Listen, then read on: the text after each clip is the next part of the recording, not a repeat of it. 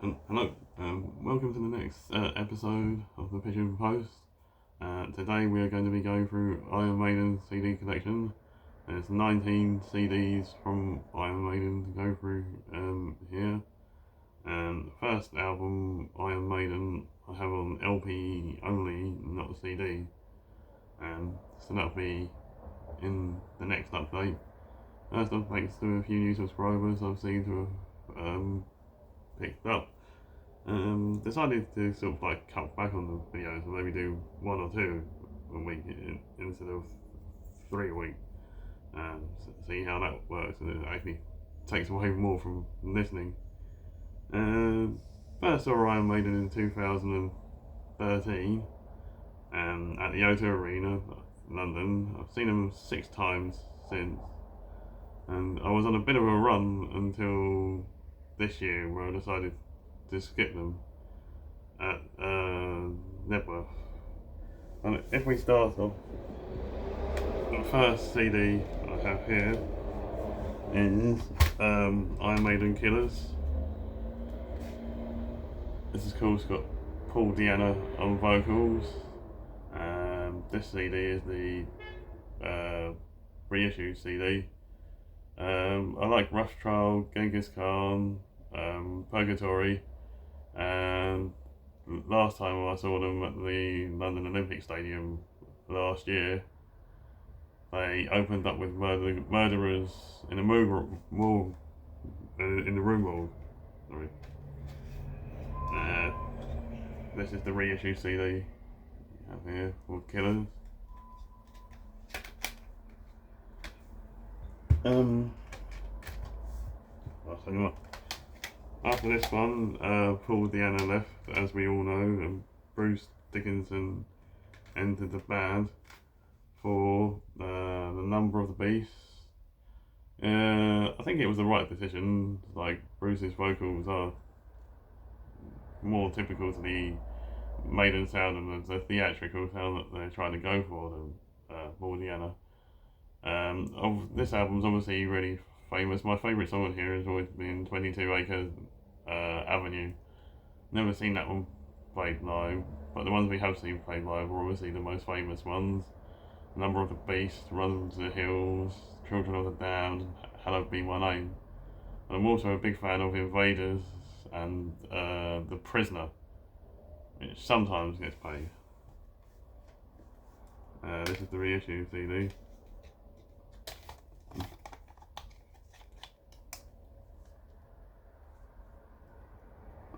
That's the Number of the Beast from Iron Maiden, which was 1982.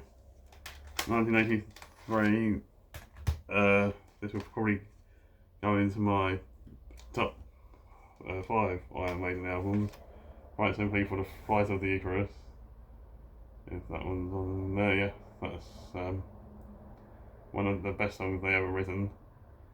Also, Where Eagles Dare, Die With Your Boots On, which elevates this album into Iron Maiden all-time top maybe top 3, top 2. I do have the original LP of this as well. That's the cover you got with the CD there for peace of mind. From here on in, we're entering classic Maiden, and I'm not too sure whether I'm going to have this or somewhere in time, but we're talking about 1984's Power Slave. And last year at the London Olympic Stadium, they played the long version of Rime of the Ancient Mariner, which was probably the highlight of the set for me. And I've always liked 2 Minutes to Midnight, which they play Churchill's speech in front of it. At Aces High, the title track, and Back in the Village again. It's like it's great artwork. For the Power Slave. I wouldn't mind getting this one on vinyl online. But it's great Eddie artwork there.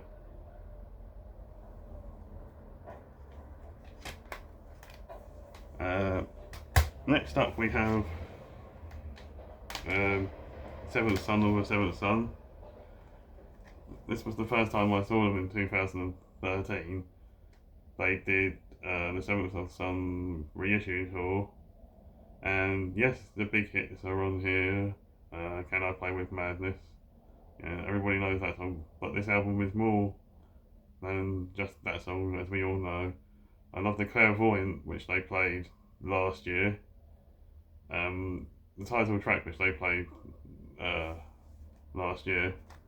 But the Clairvoyant is one of Iron Maiden's best songs, I think. And if I was to do a top 5 or a top 10, that would be in it with Flight of the Icarus. Yeah, and Rime of the Ancient Mariner. And this is just a reissue CD again of the Ice artwork. And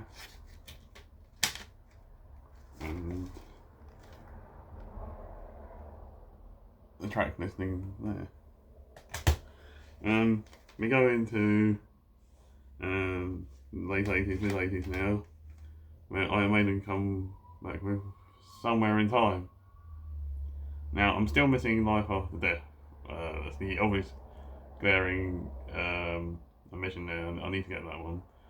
But Life After Death, obviously, they had, when I went to the O2 Arena in 2020 for free, they did another one in the top 5 or top 10, Alexander the Great.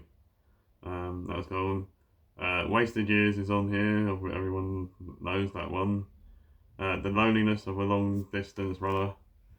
But Caught Somewhere in Time was what they opened with, and I think the big two were Caught Somewhere in Time, Stranger in a Strange Land, that was a good one, but the big one was Alexander the Great. This one's obviously with a famous front cover, where there's like everything from their past, like the Ruskin arms and things like that. That's the inside. That's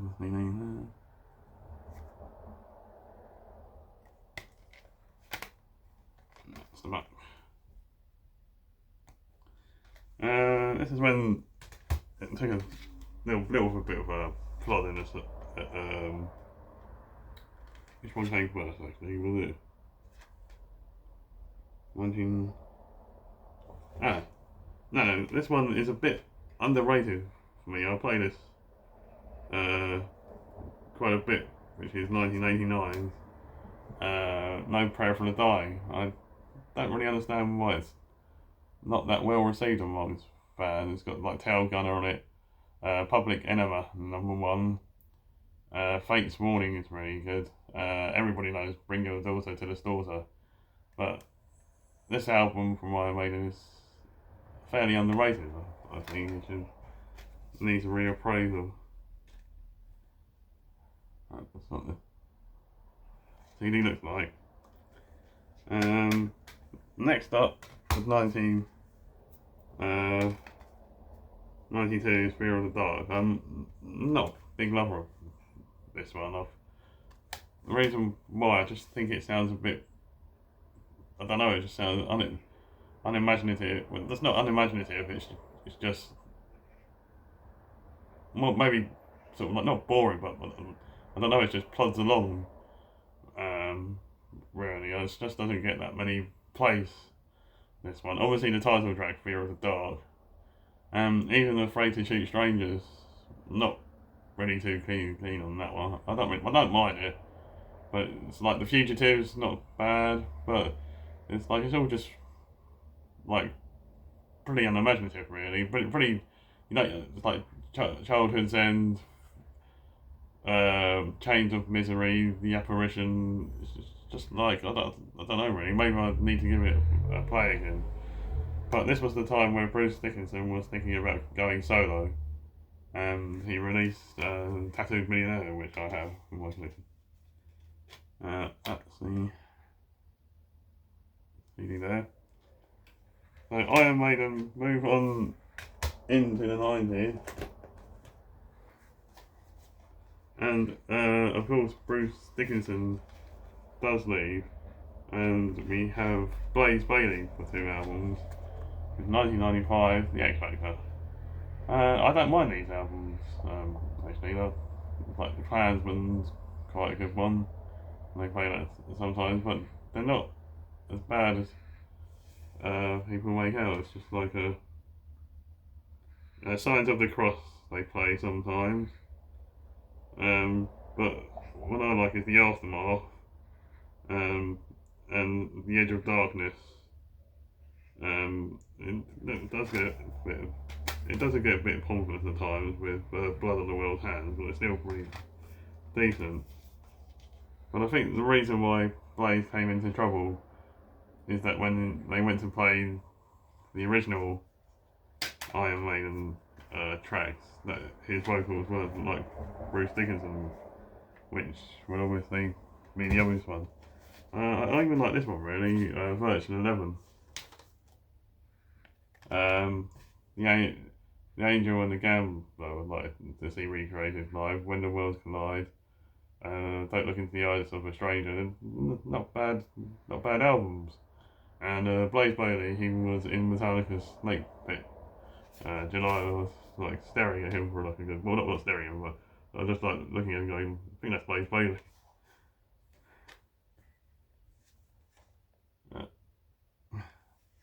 He obviously didn't mind because he had pictures taken with fans. I just left him to it. Now we go into Iron Maiden, and in 2000s, Bruce returns with the brilliant Brave New World. Ghost of the Navigator, The Wicker Man, Brave New World. Big shocker here for you all. I'm not that keen on Blood Brothers. It's a bit too corny for me. But I do like the Nomad and Out of the Silent Planet and The Thin Line Between Love and Hate. I think this was an excellent comeback from Maiden. It went a little bit under the radar. It's like it was just like I thought it was a very low key because I didn't see them until 2013.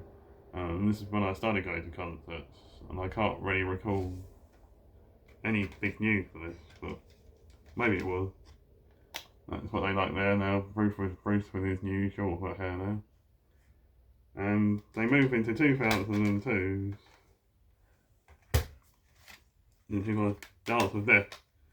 This is a fairly underrated Iron Maiden album in the head thing. Obviously everybody knows Rainmaker, but my favourite ones were always No More Lies, Face in the Sand and Gates of Tomorrow. An album that sort of an album that is like these reappraising really, as do the last couple of them. This one's 2006. A Matter of Life and Death. I think The Longest Day, The Colours Don't Run. Decent album this one. The Reincarnation of Benjamin Brigg. I don't think I've seen him play that one, but that'd be a good one to see them play. That's what the front cover looks like there.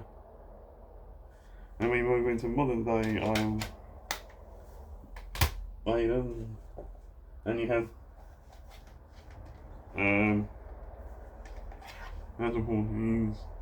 The Final Frontier. I played this quite a lot. I really like this album. There's not much of it I don't like really. I think Mother of Mercy will probably be my favourite, and I do like Isles of Runon and The Trials Man and The Man That Would Be King. There are some particularly long songs on here. It's like When the Wind Blows is the excellent minute closer, but it's like nearly 11 minutes long. But the average song falls on 8.5 minutes. And like the title track Satellite 15 of Final Frontier. But I do like this album. I think they're made to work. And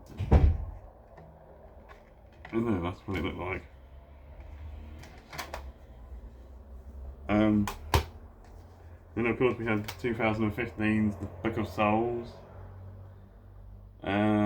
Saw them on this tour at the O2 Arena. My favourite one on this one's Death or Glory. I thought Speed of Light was a bit Iron Maiden by numbers, really. I did like the Red and the Black, but it was a bit too long live. Tears of Clown was about Robin Williams. That's a nice one. And Empire and the Clowns. And that's what that one looks like. And then we move on to the latest Iron Maiden album, Senjutsu. Yeah, I'm not too keen on this one. It's alright, it's a bit long and boring. The videos were interesting.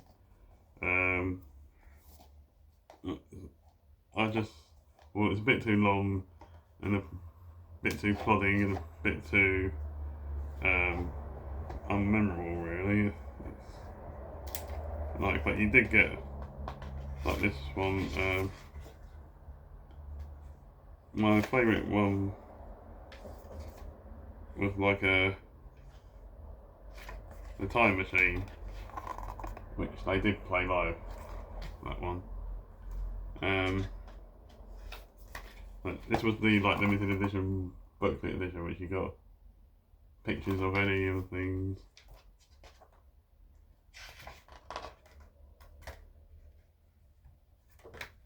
And it's like the artwork was pretty decent. But like songs like Lost in a Lost World, Death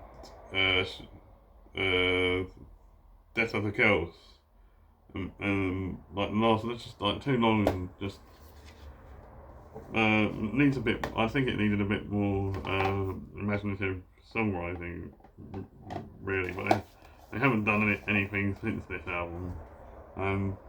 Maybe they might. Maybe they will do another one. But I think the Book of Souls is definitely better than Senjutsu. And lastly, we have a few live albums, which I do have. After every tour, they release a live album, and this is a live chapter. Pretty much decent. This really, like greatest hits of Iron Maiden. They did a reissue of Maiden in England in 1988.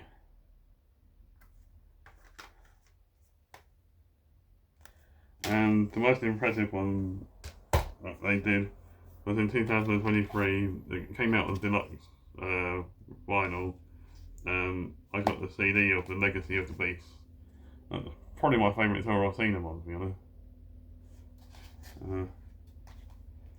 Just for this, you got the Spitfire there, awesome imagery.